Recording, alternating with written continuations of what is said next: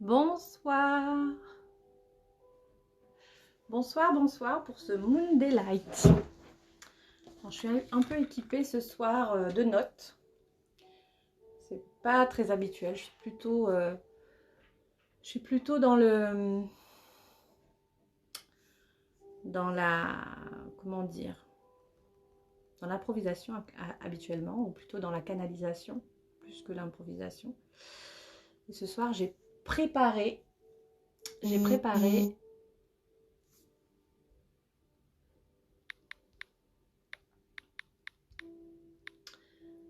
donc des notes sur le tantra. J'espère que mon chat ne va pas trop m'embêter. Quoi qu'il arrive, ça sera disponible en replay. Et j'espère que vous allez aimer ce que je vous ai proposé. Alors, je ne sais pas qui c'est qui vient de... Bonsoir. Il y a ma fille qui me rejoint. C'est tellement chouette. Bonsoir, Loden Charlotte 974. Alors, de quoi je vais vous parler ce soir? De sexualité sacrée. Alors, si vous pensez que je vais parler de sexualité sacrée en parlant de sexe commun, ben, ce n'est pas du tout le cas. La sexualité sacrée est un sujet qui aborde l'énergie féminine et l'énergie masculine. Alors, ce que j'ai voulu faire, c'est que je me suis inspirée et beaucoup plongée en fait dans... Beaucoup et relativement, parce que je vais tenir, je pense, 30 à 45 minutes sur la sexualité sacrée. Donc ça, c'est le thème pour celles qui me posent des questions. Et l'idée, en fait, c'est de savoir comment nous, êtres humains, sur cette terre, nous pouvons nous connecter à la sexualité sacrée. Alors déjà, je vais vous parler de l'approche tantrique. Tantrique selon le bouddhisme tibétain.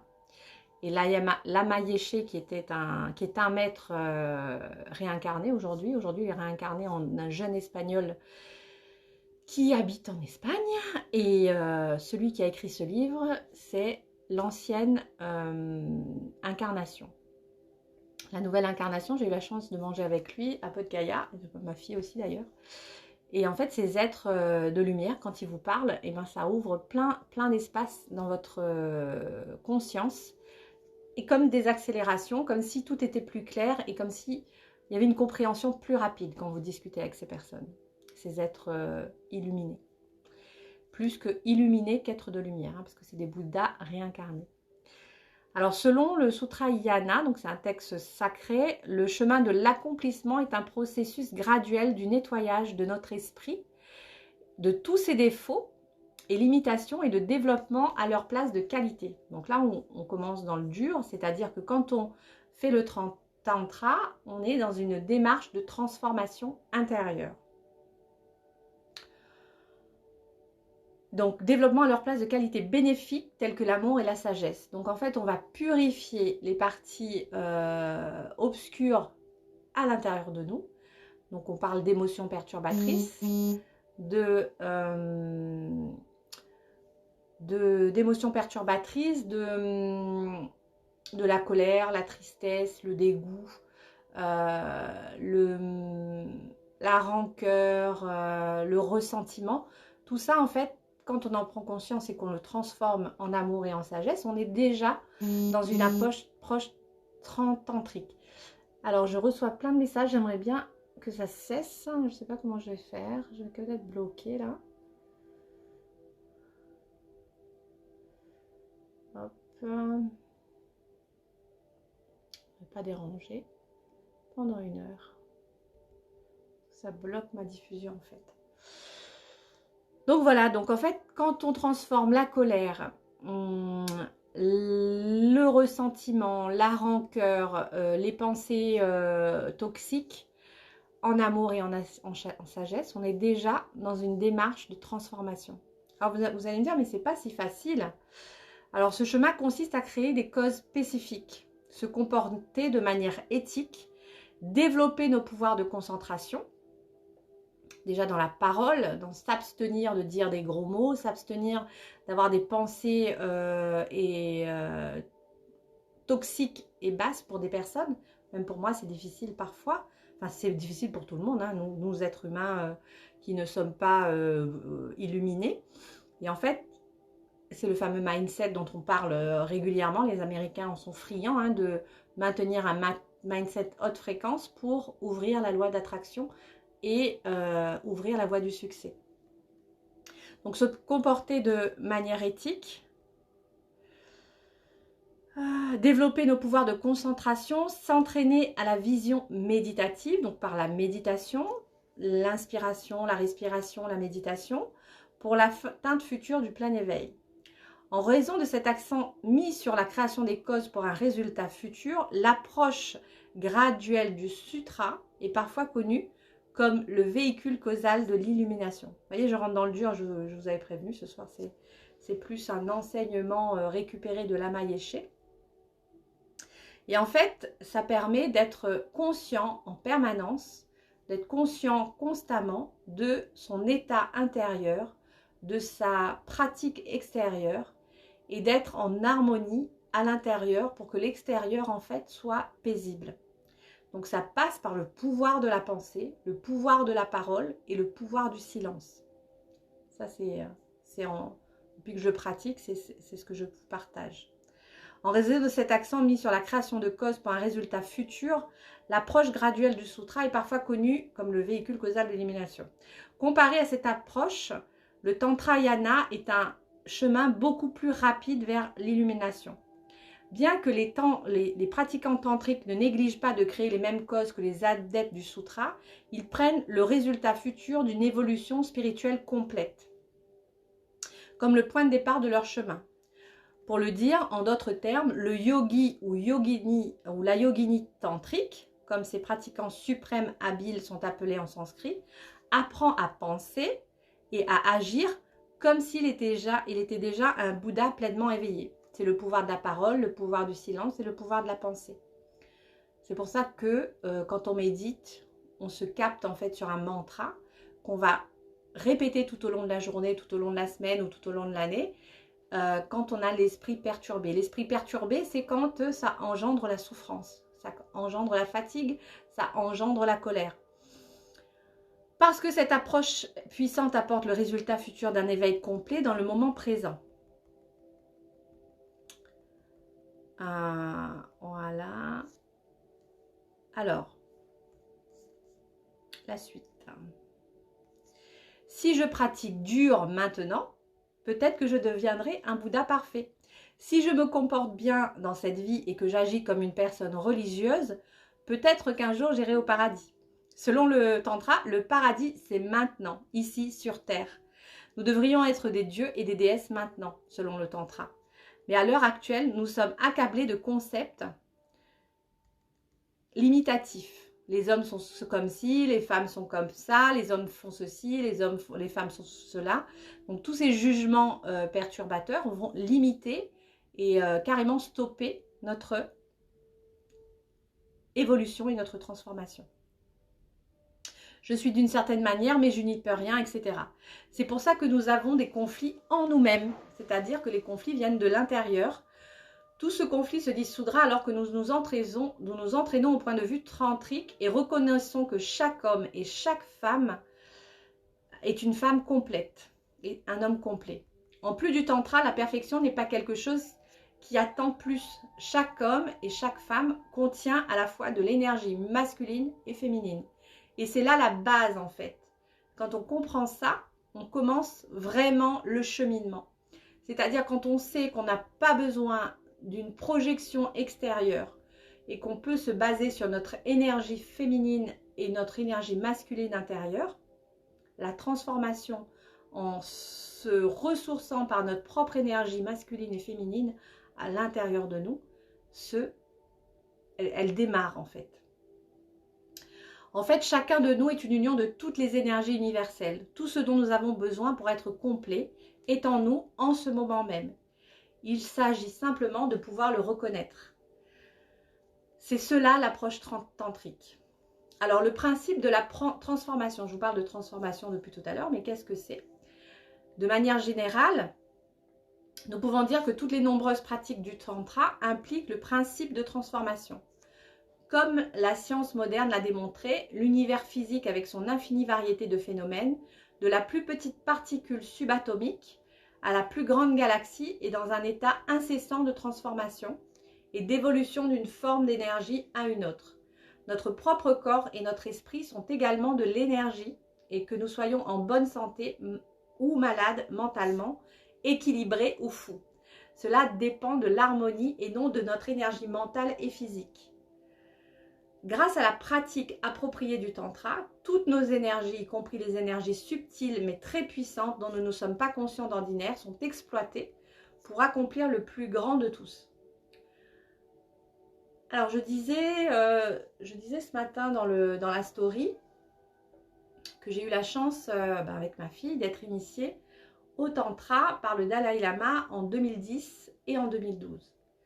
Alors l'initiation au tantra, c'est de canaliser en fait une divinité par des visualisations, des prières, des méditations et des écoutes des enseignements du Bouddha.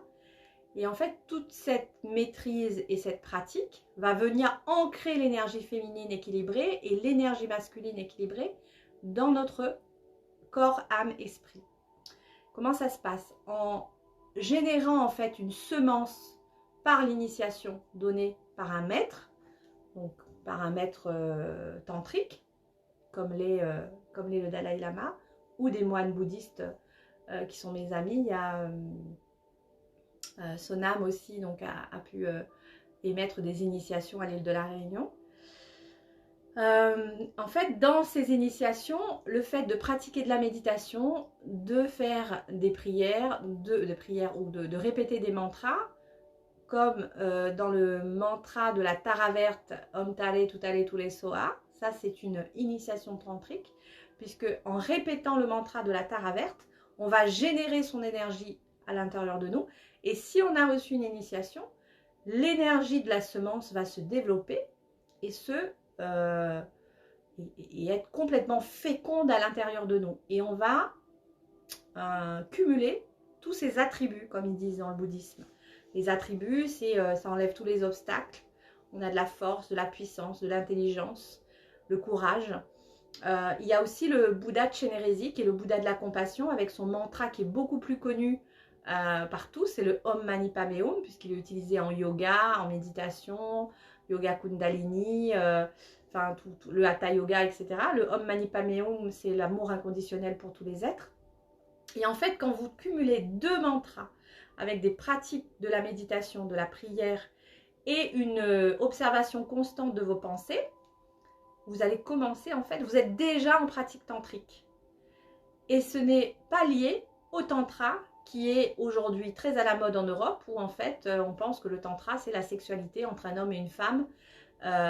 Même si, bon, alors je ne l'ai pas testé, je ne vais pas le juger, mais le tantra dont je parle, c'est vraiment un tantra spirituel qui vient de l'intérieur.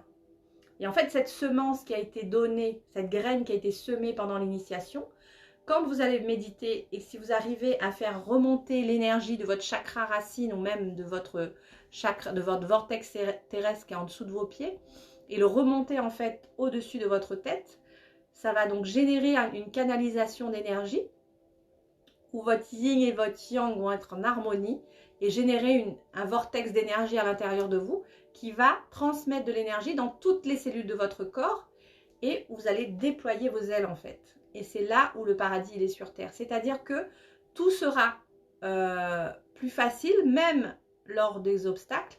Il y aura en fait une facilité à comprendre la maladie, à comprendre les difficultés, à comprendre les moments de doute et à surfer en fait sur ces vagues de difficultés et de souffrances pour juste s'élever, s'élever, s'élever et toujours plus se transformer. Alors, on parle aussi des puretés de base de 5 transformations. C'est une évolution, c'est notre évolution d'une personne ordinaire, limitée, trompée, piégée dans la coquille d'un petit ego vers un être pleinement évolué, totalement conscient, doté d'une compassion et d'une perspicacité illimitée. Alors on fait ça comment? Alors déjà, quand on a été initié comme vous, mademoiselle, c'est de reprendre les pratiques de la Tara blanche, de la Tara verte, les pratiques du Bouddha de Chénérésie.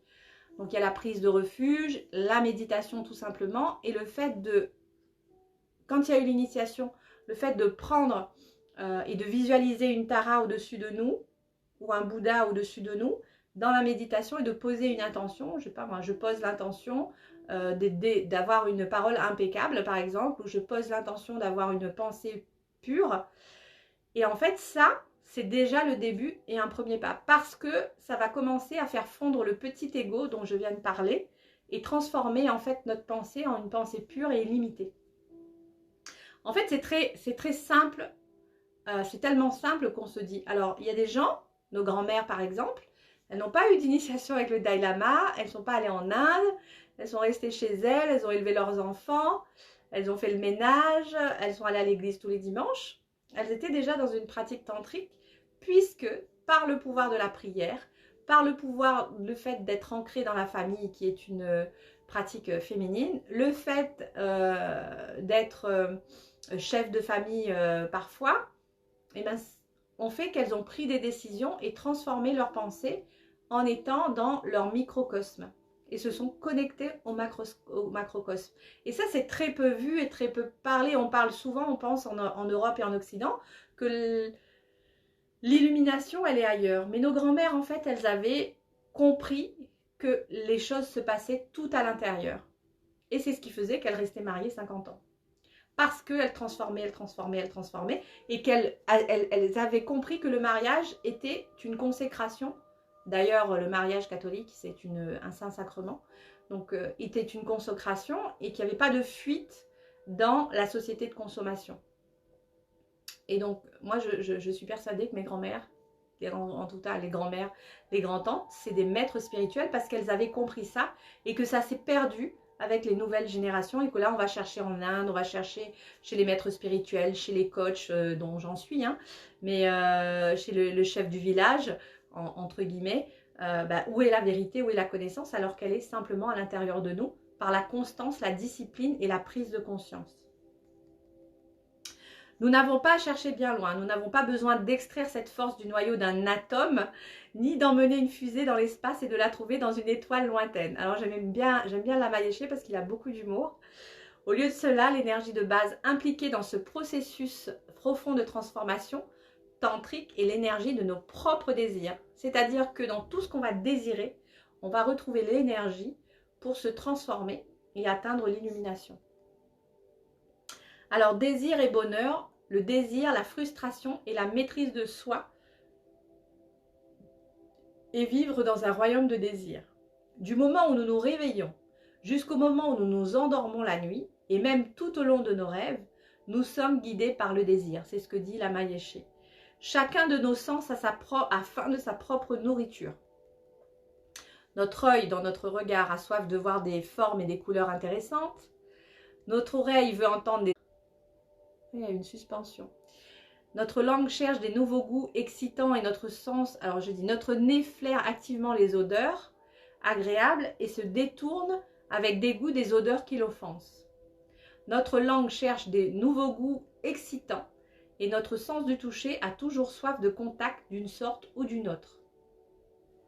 Ce désir de stimulation sensorielle est si profondément enraciné en nous que si nous sommes isolés des images, coucou Aurélie, si nous sommes isolés des images, des sons, des odeurs assez longtemps, nous commençons à les halluciner. C'est-à-dire que si nous ne voyons pas, si nous ne sentons pas, si nous ne goûtons pas, si nous ne touchons pas l'énergie de nos désirs, et ben on commence à halluciner quoi. On commence à halluciner de se dire ah ben si j'ai pas ça, qu'est-ce que je vais devenir? Et ça, c'est ce qui alimente aujourd'hui le pouvoir de la société de consommation parce qu'on est esclave de nos désirs. De nos désirs dans les odeurs, de nos désirs dans les sons, de nos désirs dans les couleurs. En fait, nos sens, tous nos sens ont besoin et sont dépendants complètement de nos désirs. tout simplement. Nos désirs ne se limitent pas aux choses que nous pouvons voir, entendre, sentir, goûter et toucher. Notre esprit lui-même court après les idées aussi avidement que notre langue a faim de goût. Des abstractions telles que la connaissance, la réputation, la sécurité et le contentement sont poursuivies avec autant de vigueur que s'il s'agissait des choses qui pouvaient être tenues dans la main ou vues. Donc en fait, vraiment, notre esprit, il veut accumuler. Et en fait, il est perturbé par le désir, car le désir est si répandu en fait qu'il est douteux et qu'il est tout ce que nous faisons qui n'est pas motivé par cela. Quel que soit le domaine dans lequel nous pouvons être impliqués, qu'il s'agisse d'affaires, de sport ou même d'activités spirituelles, c'est le désir d'une forme ou d'une autre qui nous pousse à y parvenir. Les désirs font tellement partie intégrante de notre vie que la plupart des gens considéraient la vie sans eux comme une mort vivante. Derrière nous, j'adore son humour, derrière nous, tous nos désirs se cachent le désir d'être heureux. En fait, c'est la quête du bonheur qui fait que nos désirs ont soif de réalisation, quel que soit le désir. Et ça, dans le tantra, c'est vraiment abordé. Parce que quand on commence à observer son esprit, à méditer, à être conscient, à travailler sur son ego, qui est limité parce qu'il n'est guidé que par la peur, le doute et les expériences du passé. En fait, quand on va commencer à travailler ça, la quête du vrai bonheur va s'enclencher par la transformation intérieure et la force intérieure va stopper cette avidité qu'on a envers le besoin de consommer, consommer, consommer, toujours plus consommer. Alors, je ne dis pas, dans mon expérience, que la matière n'est pas importante, c'est très important. Simplement, le détachement à la matière, c'est le début en fait de la transformation. À cet égard, tout le monde est également égal car nous voulons tous le bonheur, même si nous pouvons le définir différemment. Et aucun de nous ne souhaite même l'œil.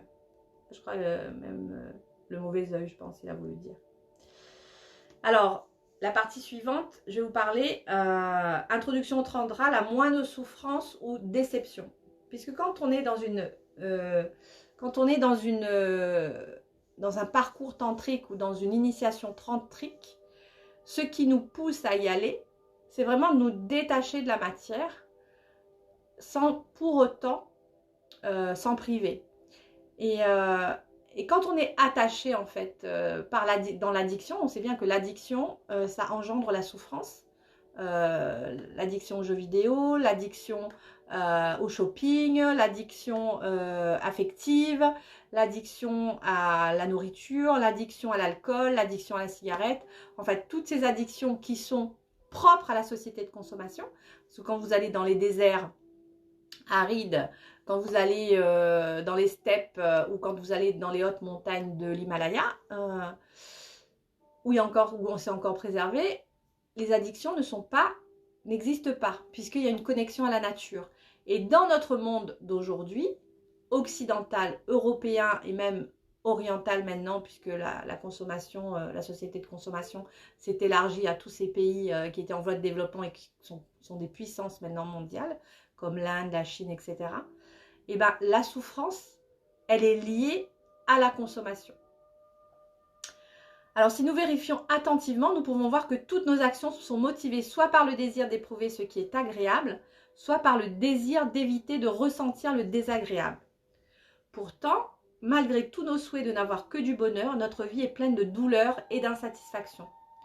Notre bien précieux pour lequel nous avons travaillé si dur se brise, est perdu ou volé, ou cesse simplement de nous faire plaisir. Notre mari ou notre femme aimante devient rapidement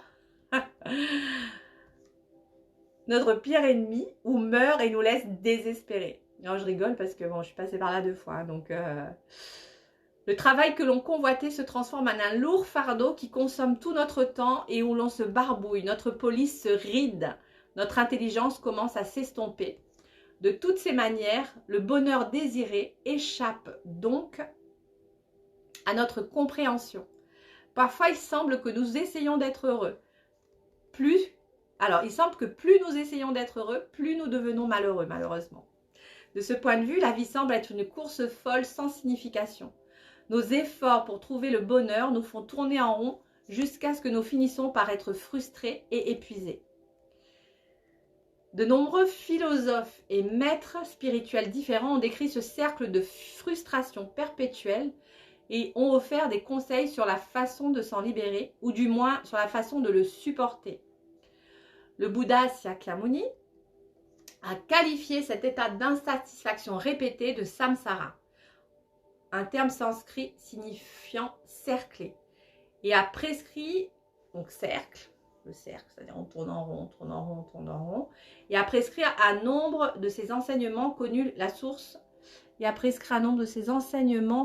de tous nos problèmes et dissiper le désir de notre cœur. Désir ceux qui souhaitent se libérer et atteindre la libération de ces 5 sens physiques dont je parlais au début. La vue, l'odorat, le goût, l'ouïe et le toucher. Ceux-ci doivent être reconnus. Alors, tac, tac, tac. Parfois, il semble que plus nous essayons,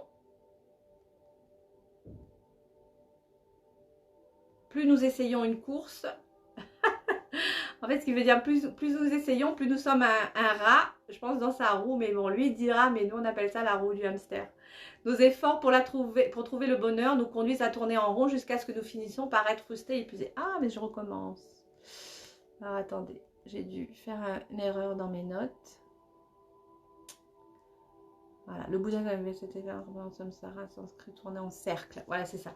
Le Bouddha Shakyamuni a qualifié cet état d'insatisfaction répétée de samsara, signifiant tourner en cercle, et a prescrit de nombreuses méthodes. Alors, il faut savoir que mes notes, c'est une traduction d'anglais. J'ai un bouquin en anglais que j'ai traduit pour faire ce Moon Daylight.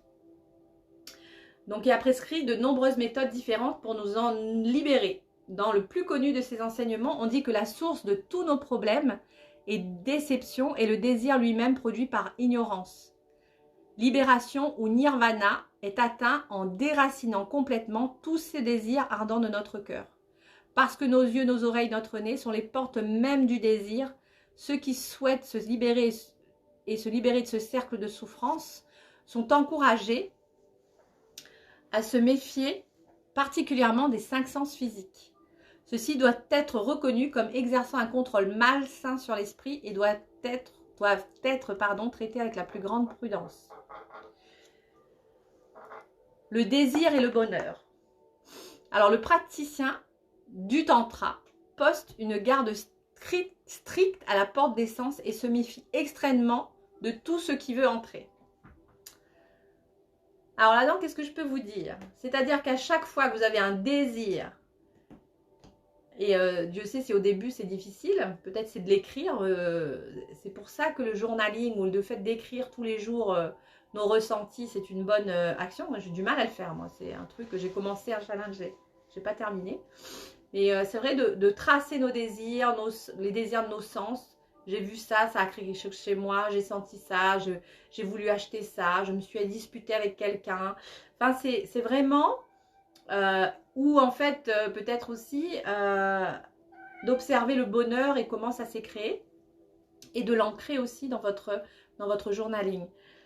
Donc le praticien poste une garde stricte à la porte des sens et se méfie extrêmement de tout ce qui veut entrer. Si par exemple un spectacle souhaitable devrait apparaître comme un homme attrayant ou une femme, donc là on parle des sens et de la chair, d'où la sexualité sacrée.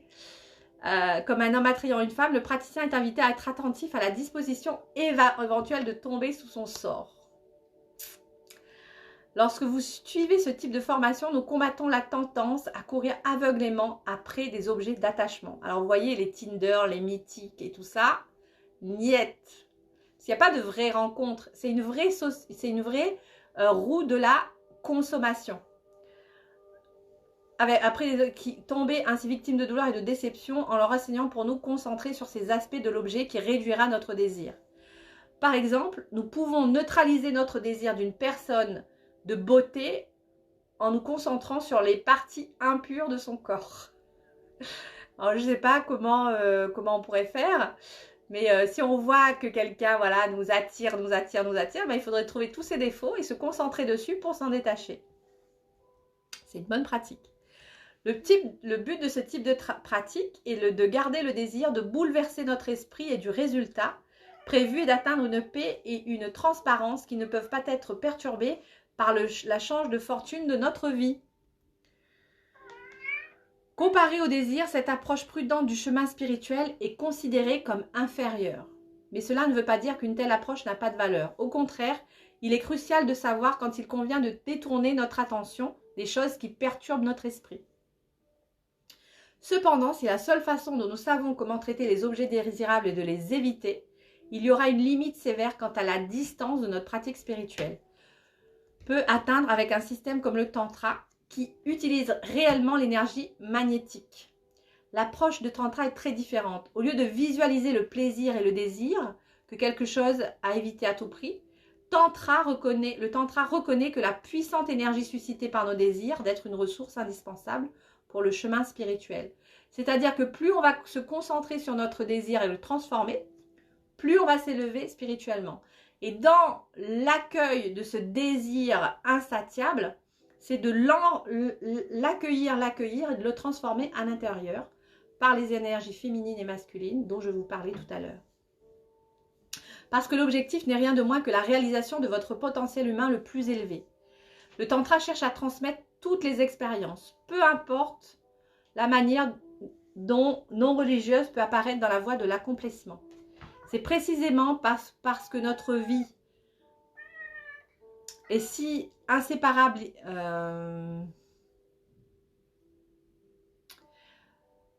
c'est précisément parce que notre vie est si inséparable liée au désir que nous devons utiliser quelque chose de transcendantal.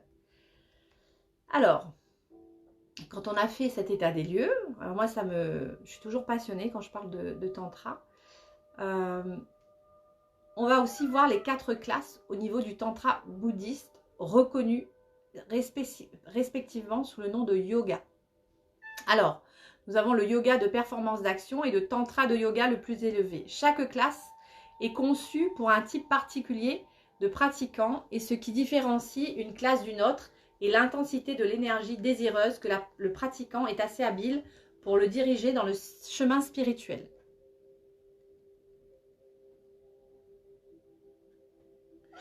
Traditionnellement, les différents niveaux d'énergie bienheureuse sont illustrés par des exemples d'intimité sexuelle croissante.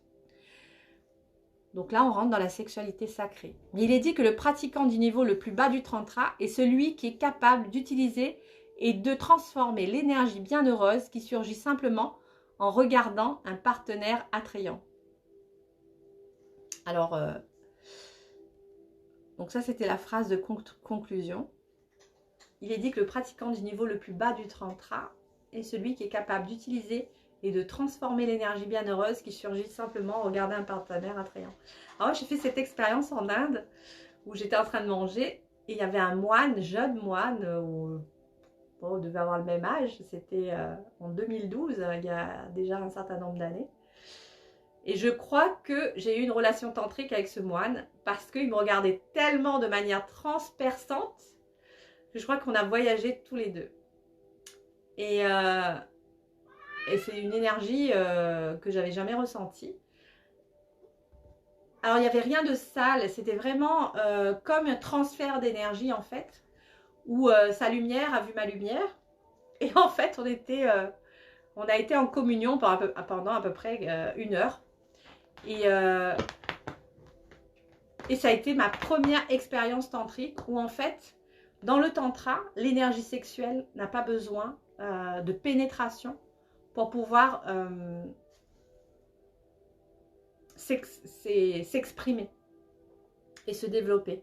Puisqu'en fait, cette énergie, elle est tellement puissante à l'intérieur de nous parce on s'est mis en retrait. Parce que, bon, il y avait des conditions. Hein, j'étais 4 semaines en 2012 à Bodh Gaya. Enfin, 4 semaines en Inde, dont 2 semaines à Bodh Gaya, dans un lieu où en fait légumes tous les jours, prières tous les jours, méditation tous les jours, on dormait que entre femmes, des bains d'eau froide tous les jours. Et en fait, le retrait du corps, des désirs du corps font que cette énergie elle monte et l'initiation du Kalak Chakra avec la semence dont je parlais, la semence de la graine de l'esprit qui a été transmise par le Dalai Lama font qu'à un moment donné, il n'y a plus besoin de pénétration physique pour être pénétré et pour atteindre la sexualité sacrée. Puisque rien que dans le regard et dans le désir intérieur, bah, la connexion se fait. Et moi, là, de cette phrase où en fait j'étais vraiment une novice et où en fait j'ai trouvé ce que c'était l'énergie tantrique à l'intérieur de moi. C'est une énergie puissante qui vient et qui monte, qui monte, qui monte, qui monte et qui ne fait que dans l'observation et l'espace du silence ne fait que nous nourrir. C'est comme si on avait mangé une grosse pâtisserie et qu'on était repu en fait. Mais ça vient de l'intérieur sans ingérer quoi que ce soit. Alors suite à ça, et pour clôturer, il est déjà 20h35, je vais également vous parler de la voie plus hindoue que j'ai trouvée. Alors l'union totale des deux principes fondamentaux que sont la personne et la nature, donc la personne Purusha pour les hindous et la nature Prakriti, est comparée à celle d'un homme et d'une femme étroitement enlacés. La réunion de l'être individuel et de l'être total, de l'homme et du divin, est également comparée à l'union du couple.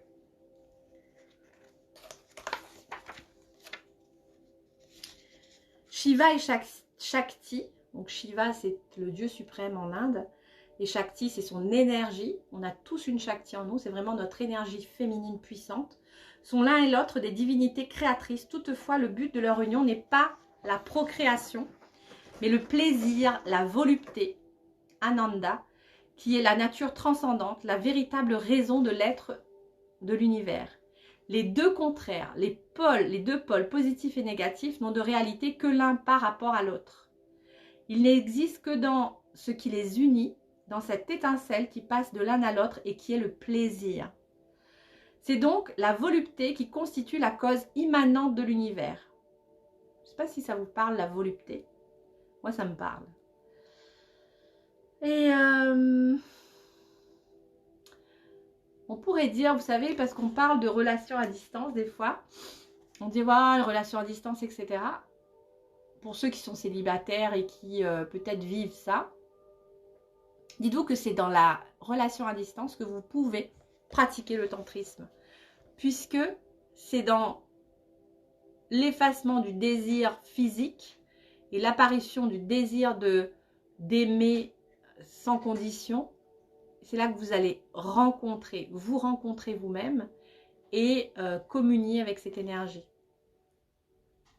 C'est donc la volupté qui constitue la cause immanente de l'univers. La substance est la source du créé. Le plaisir qui est divin est le principe du monde. Le mécanisme de la fécondation n'en est qu'un aspect secondaire. Le fait de faire des enfants et de pénétrer, que le phallus pénètre le yoni, ce n'est que secondaire. Le monde n'est pas engendré par Shiva et Shakti comme la résultante d'un acte. C'est la substance première du monde, la volupté ou le plaisir, qui est manifestée par leur union. Dans les récits mythologiques, Shiva et Shakti ont bien l'un et l'autre un fils, mais ces fils sont nés de chacun d'eux indépendamment. C'est-à-dire qu'ils n'ont pas couché ensemble pour enfanter leurs enfants, en fait. Je ne vais pas vous rentrer dans le détail sur les enfants. La puissance de la nature, aussi appelée Shardula. Le lion est le symbole de la nature, le principe féminin par lequel Shiva Purusha se manifeste, sans l'énergie par laquelle il se manifeste. Shiva est comme un corps sans vie, Shava, un cadavre. Le monde perceptible est l'œuvre de Maya, le pouvoir d'illusion qui le fait apparaître comme une réalité. Cette apparente réalité est appelée Prakriti, la nature, la force de la nature. Tout ce qui existe est son œuvre, son domaine. Tout ce qui vit est en son pouvoir. Seul le yogi, au moyen de l'arme de la connaissance, peut échapper à l'esclavage de la nature, de la vie et atteindre la libération, le retour au principe causal qui est Shiva. Dans le Shikara et dominant le Mandapa. Ah, j'ai plus de batterie. Je vais enlever de la batterie. Excusez-moi. Hop.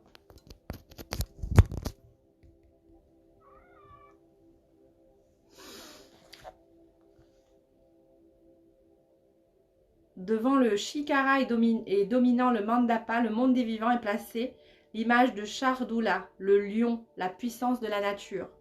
Entre ses pattes, on voit un petit homme armé d'une épée. C'est le yogi qui, avec l'épée de la connaissance, est seul capable de vaincre la puissance de la nature, de lui échapper et de se libérer des chaînes de l'existence.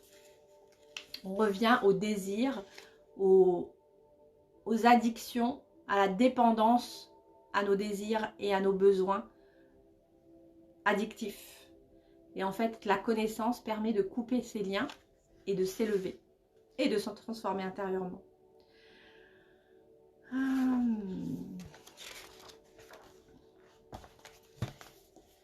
Alors, je vais finir avec les 4 sens de la vie et clôturer là-dessus. La vie de l'homme a 4 sens. L'homme a 4 objectifs à atteindre, 4 réalisations à rechercher durant sa brève existence. Ces réalisations sont le dharma, la vertu, qui est pour chacun la conformité à sa propre nature ou la réalisation de soi sur le plan individuel. Harta, la richesse, la prospérité, le succès matériel ou la réalisation de soi sur le plan social. Kama, le plaisir, la volupté, l'érotisme ou la réalisation de soi sur le plan sensoriel. C'est là qu'on est dans la sexualité, la sensualité sacrée. Moksha, la libération qui permet d'échapper au cycle de la vie et de la mort et correspond à la réalisation de soi sur le plan spirituel. Ces 4 fins sont interdépendantes. On ne saurait en réaliser pleinement aucune si l'on néglige les autres. C'est pour ça que je dis que la matière c'est important, que l'argent c'est important, que le bonheur c'est important, que l'amour c'est important. Parce que ce sont les 4 sens de la vie. Et ça date de 5500 ans dans les textes sacrés hindous. Ces 4 fins sont interdépendantes. On ne saurait en réaliser pleinement aucune si l'on néglige les autres. La richesse, la prospérité dépendent de l'ordre, de l'équilibre. Le plaisir, l'amour ne peuvent véritablement exister dans la misère sans la prospérité. La libération n'est pas possible pour ceux qui n'ont pas totalement réalisé leur nature, leur bonheur humain, les plaisirs des sens. Les 4 buts de la vie, bien que tous interdépendants, sont cependant groupés en 2 catégories. D'un côté, ceux qui nous attachent au monde des formes et qui sont la vertu et la richesse, et de l'autre, ceux qui nous en détachent et qui sont la volupté et la libération. En gros, la volupté et la libération, ça nous permettrait, en accord avec la vertu et la richesse, de s'élever spirituellement et d'être illuminés.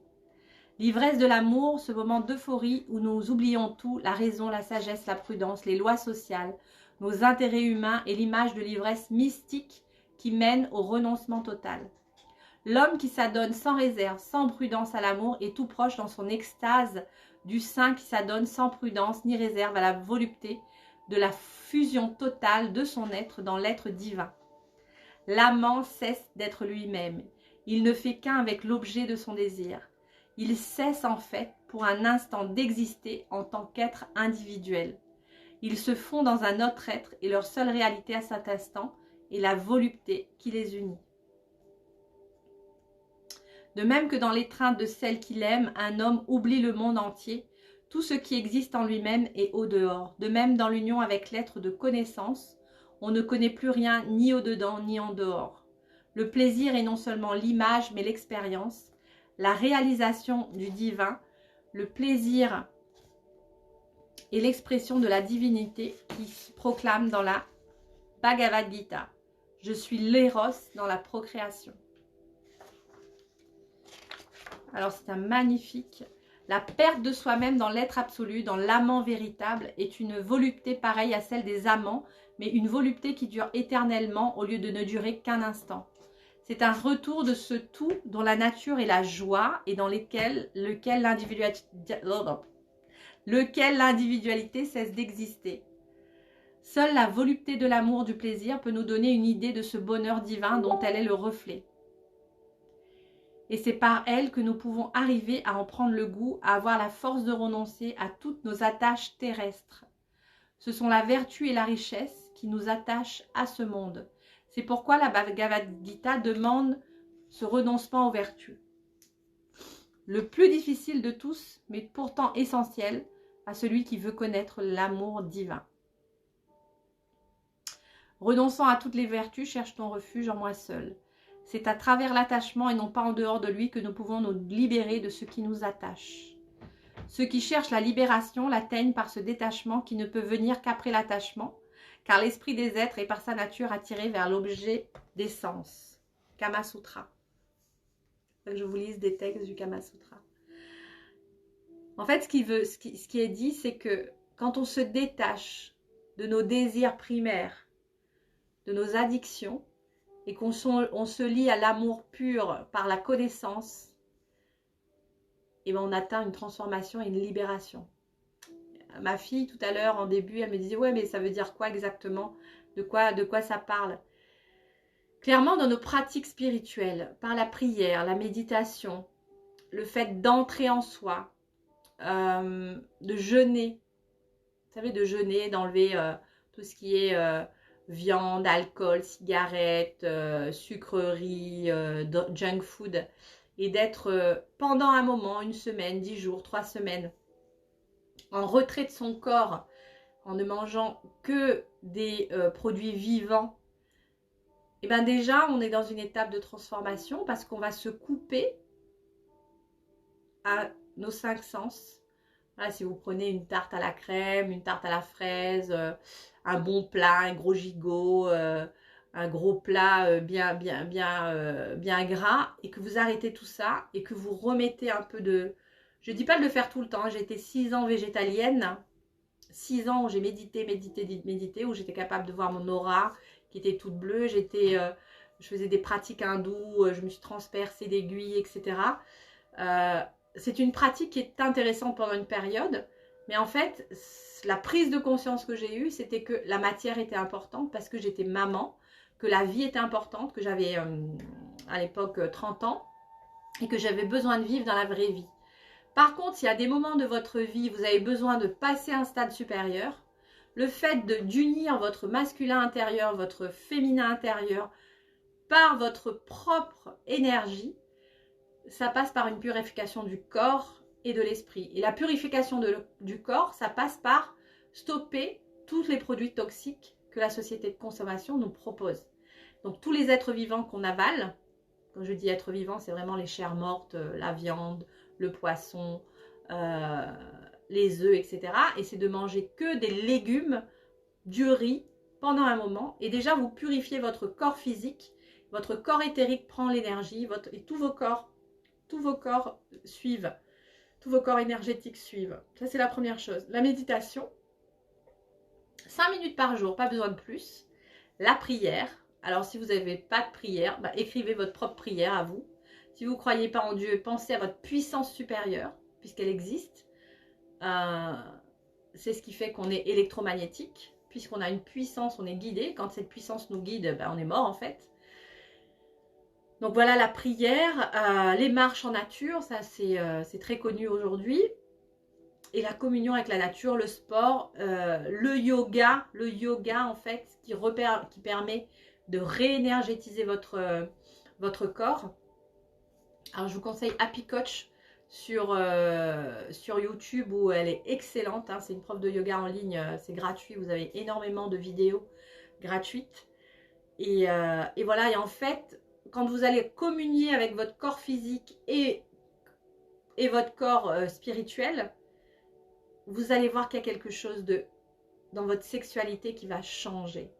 Puisque vous n'allez plus avoir les mêmes besoins. Vous allez être en recherche de quelque chose de plus pur.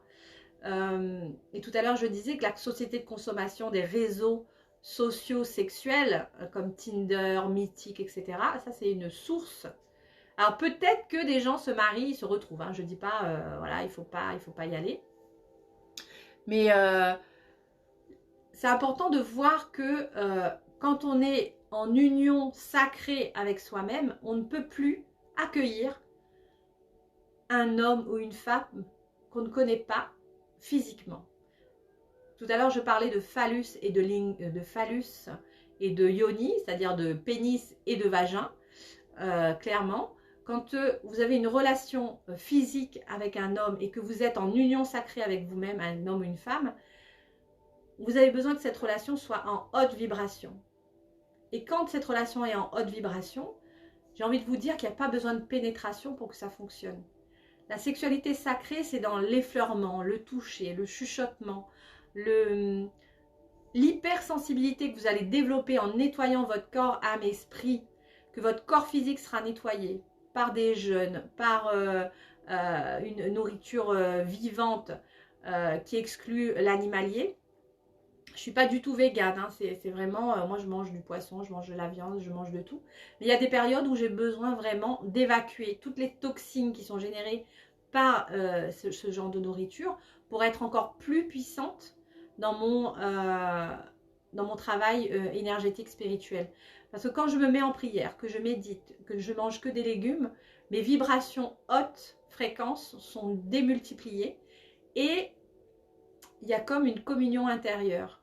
Et ces graines qui ont été semées par les initiations tantriques que j'ai reçues il y a en 2010, donc on est en 2022, il y a 12 ans, et ben, elles se démultiplient en un claquement de doigts parce que c'est une mémoire interne.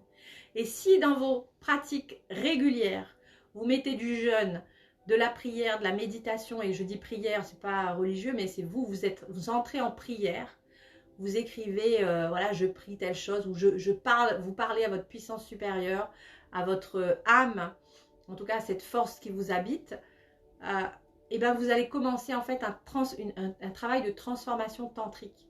Regardez, pour ceux qui sont arrivés à la fin, le début de la description, enfin le début du live, où je vous expose en fait la version tantra de la Mayéché, et où en fait, comment on arrive à sortir de l'attachement des 5 sens, de nos désirs, pour trouver une paix intérieure.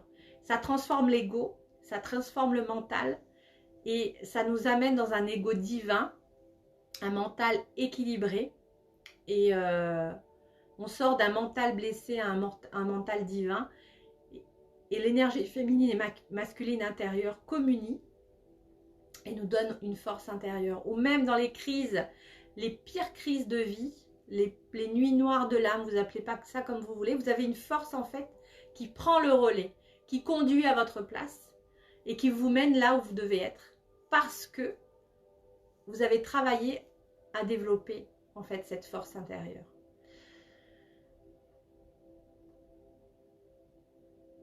Et cette force intérieure, elle est ouverte à tous, elle n'est pas réservée aux nantis, elle n'est pas réservée à une population, non, elle est réservée aux 7 milliards d'habitants, je ne sais pas on est combien aujourd'hui, qui se donnent la peine de se pencher à l'intérieur de soi-même et de regarder de quoi il est fait. Et les hindous, ils disent que la divinité, elle a été cachée par les dieux à l'intérieur du cœur humain. Donc si on regarde à l'intérieur de notre cœur, on trouvera un dieu féminin et un dieu masculin, et on verra qu'on est tous des dieux incarnés sur terre. Et c'est là où la sexualité sacrée, elle prend tout son sens et elle prend toute sa place. Et que si dans le désir, il y a la jalousie, la colère, la tristesse, la rancœur, le ressentiment, et bien déjà prenez conscience de tout ça et demandez-vous quel est l'antidote pour la colère.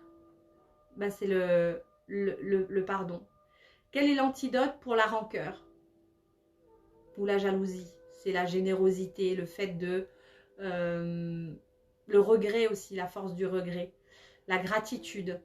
Cherchez en fait à chaque fois que vous avez un poison qui vous rend souffrant, parce que vous allez me dire, ouais, mais comment je vois que je suis dans cet état? La souffrance, c'est le premier pas vers l'illumination. Parce que si vous n'êtes pas souffrant, vous êtes dans votre ignorance, que vous ne savez pas ce qui vous arrive et que vous n'avez pas de souffrance, il n'y a pas de problème.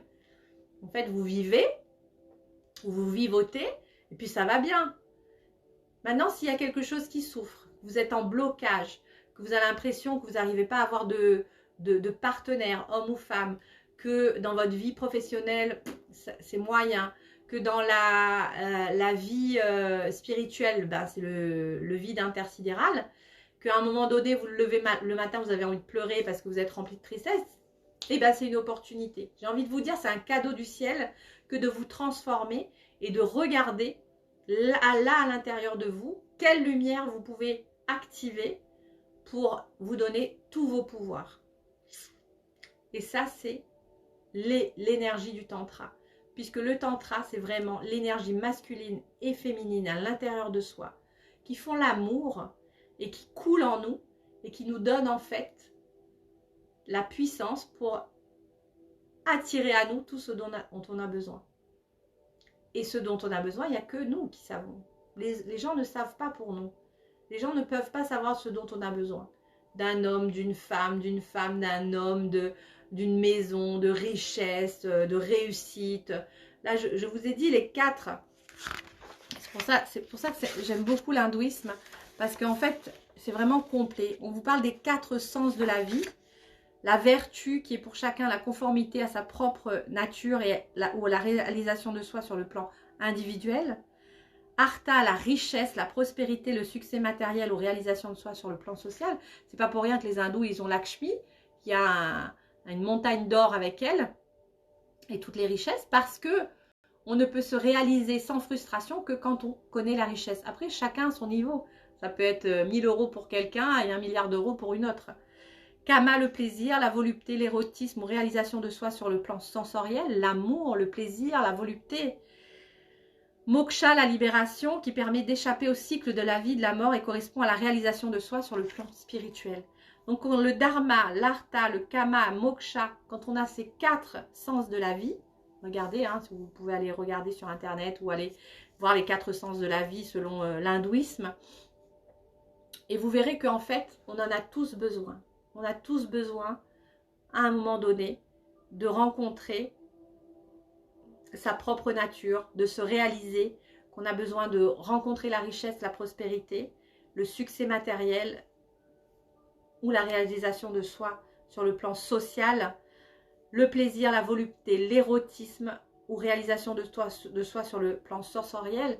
Par exemple, pour Kama, est-ce que vous croyez, et je ne vais pas clôturer là-dessus, mais est-ce que vous croyez que la masturbation, ça n'a pas été un peu, ça a été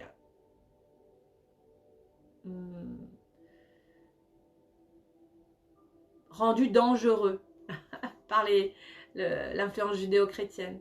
Si tous les êtres humains, depuis tout petit, on les autorisait à s'aimer eux-mêmes, à se toucher et pas à mettre une claque parce que la petite fille ou le petit garçon se touche le kiki ou la choupette, hein, je ne sais pas comment vous appelez ça vous chez vous, parce que justement il découvre son corps, il découvre ses sens et en fait il est en volupté quand il est tout petit, ça fait des adultes frustrés qui ont été empêchés en fait.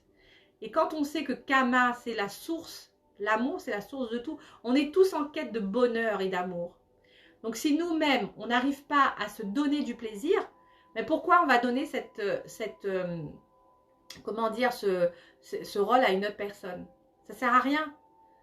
D'abord, de savoir s'écouter soi, d'écouter son corps.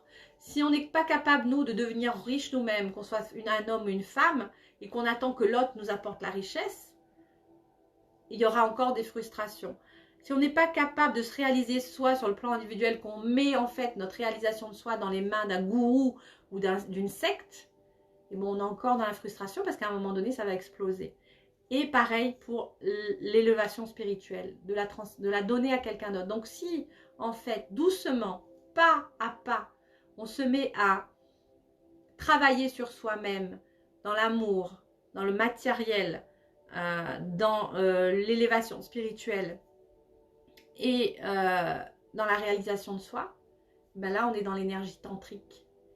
Et la volupté, elle arrive. Elle arrivera, quoi qu'il arrive. Vous allez être équilibré et vous allez attirer par la loi d'attraction une merveilleuse version extérieure de vous et vous allez vous reconnaître. Parce que ce que je n'ai pas dit tout à l'heure, c'est que plus on avance dans le tantra, plus on a envie en fait de matérialiser sa flamme jumelle parce que ce qu'on veut, c'est quelque chose qui vient équilibrer notre vie et qui vient être complémentaire. Et la flamme jumelle, c'est la source de l'amour inconditionnel. Et c'est incroyable comme rencontre. Encore faut-il déjà se rencontrer soi et s'aimer soi-même. Et ça, c'est un chemin qui commence par s'arrêter et se demander de quoi j'ai besoin. Ça, c'est la communication non violente. C'est quelque chose que j'aime beaucoup pratiquer. Et ça se base sur les besoins de chaque être vivant, être humain. De quoi j'ai besoin? J'ai besoin d'amour, j'ai besoin de reconnaissance, j'ai besoin d'être écoutée. Si nous-mêmes, en tant qu'être humain, on éteint l'écoute de nos besoins, ben, il peut y avoir rien d'autre que de la frustration, de la colère, de la souffrance en fait. Donc dans la culture tantrique, et je vais terminer là-dessus, dans la culture tantrique, dans la pratique tantrique, l'union féminine, l'union du féminin et du masculin à l'intérieur de soi va ouvrir toutes les portes extérieures. Et la pénétration dans le sexe, la sexualité commune n'a plus de sens, puisqu'en fait la pénétration, elle sera énergétique par la volupté et l'amour à l'intérieur de nous, et la rencontre se fera à l'extérieur. C'est ça la sexualité sacrée, c'est de s'aimer soi, se donner du plaisir à soi, s'écouter soi, écouter ses propres besoins pour trouver à l'extérieur. Alors que si on commence par chercher à l'extérieur la beauté, le beau gosse, la belle gosse, ça va nous faire du plaisir à nos yeux, ça va nous faire du plaisir à notre vide, ça va remplir le vide intersidéral qu'on a en nous, et bien on est dans l'erreur en fait. Alors que si on remplit par toutes les pratiques que j'ai abordées depuis le début, il y a un chemin de transformation puissante qui s'amorce. Voilà, c'était la sexualité sacrée selon Lama Yeshe, Alain Danielou, ça a été mes sources, et aussi mon partage personnel. Je vous embrasse très très fort. N'hésitez pas à partager et à liker, mettre un cœur pour ceux qui regardent en replay. Je vous dis merci à toutes les personnes qui ont assisté au live, et je vous dis à lundi prochain pour le prochain Monday Live. Peut-être que j'aurai un invité ou pas. Et je vous dis à bientôt. Et n'hésitez pas à consulter mon site internet où j'ai des services à vous proposer également, soit énergétique, magnétisme, coaching. Donc je suis prête à être à votre écoute si vous en avez besoin. Bisous, bisous, bonne soirée, bye.